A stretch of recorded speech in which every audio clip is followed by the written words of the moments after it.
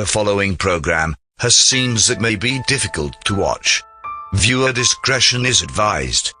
On the 28th of November, 1942, the nation's worst nightclub disaster was traced to a lit matchstick in the hands of a teenage busboy. The joy and laughter of 1,000 people would turn into screams that rang out from the Coconut Grove nightclub, just a few blocks south of Boston Garden. Once the flames touched the papier-mâché decoration, the small fire quickly turned into a raging inferno. Fewer than 300 of the bodies will be identified by morning. Some were so terribly burned that final identification may never be possible. Long lines of relatives and friends stand outside the city's two principal morgues, awaiting to be taken inside. Deputy Police Superintendent Claflin would quote the boy saying, "He had accidentally ignited a paper palm tree, which quickly started the blaze." The Boston Committee on Public Safety reported the death toll at 440. It would reach 492 in total by the end of the day. Hospitals throughout the greater Boston area were filled with those injured by the fire.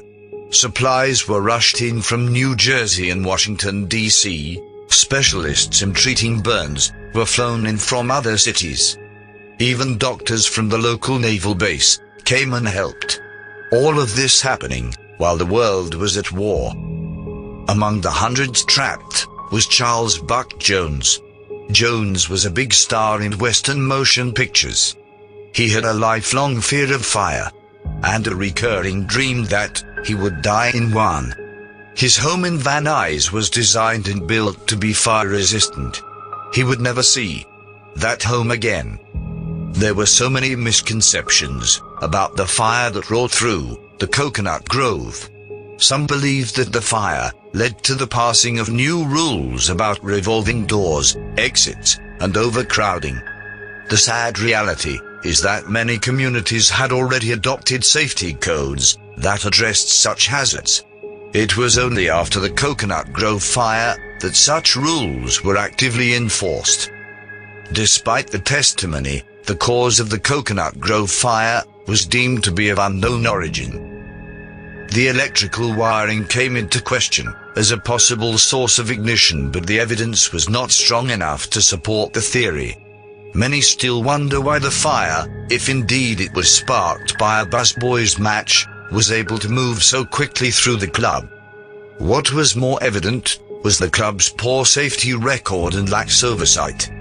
Owner Barney Vlansky had used unlicensed electrical contractors, bragging of his close connection to the city's mayor. Vlansky was convicted of involuntary manslaughter. His trial set legal precedents. There is always something learned from tragedies like this.